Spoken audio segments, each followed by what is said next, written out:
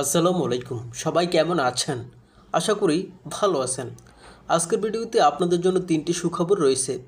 প্রথম সুখবর, ইউপি নির্বাচনের সময়সূচি স্পষ্ট। ডক্টর মোহাম্মদ ইউনূসের নেতৃত্বে অন্তর্বর্তীকালীন সরকার ঘোষণা করছে, সংস্কার শেষ হলে 2026 সালের এপ্রিলে ইউপি নির্বাচন। সংস্কারে আরও সময় লাগলে জুন 2026 নির্বাচন। এটি ভোটারদের মধ্যে একটি নিরাপত্তা বোধ সৃষ্টি করছে যে নির্বাচন হবেই। দ্বিতীয় সুখবর, শিক্ষাগত যোগ্যতা বাধ্যতামূলক। মেয়র ও চেয়ারম্যান হতে হলে ন্যূনতম বিএ পাস থাকতে হবে।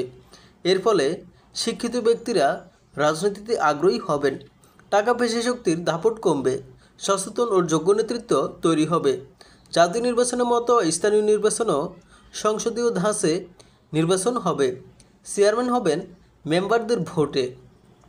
তৃতীয় সুখবর, মেম্বারদের ভোটে চেয়ারম্যান নির্বাচন ও নারীর প্রতিনিধিত্ব। চেয়ারম্যান সরাসরি ভোটে নয়, মেম্বারদের ভোটে নির্বাচিত হবেন। এটি একটি সংসদীয় মডেল। প্রতিটি ওয়ার্ডে 2 জন মেম্বার, যার মধ্যে একজন নারী বাধ্যতামূলক। নারীর 50% প্রতিনিধিত্ব নিশ্চিত হবে। স্থানীয় সরকারের দলীয় প্রভাব কমবে এবং নারী নেতৃত্বে উৎসাহ আসবে। সারসংক্ষেপ, এই 4টি সিদ্ধান্ত বাংলাদেশের স্থানীয় সরকারকে প্রতিনিধিত্বমূলক, শিক্ষিত, নারী সমন্বিত এবং দলীয় প্রভাবহীন করতে বড় ভূমিকা রাখতে পারে। পরবর্তী আপডেট পেতে চ্যানেলটি সাবস্ক্রাইব করে রাখুন।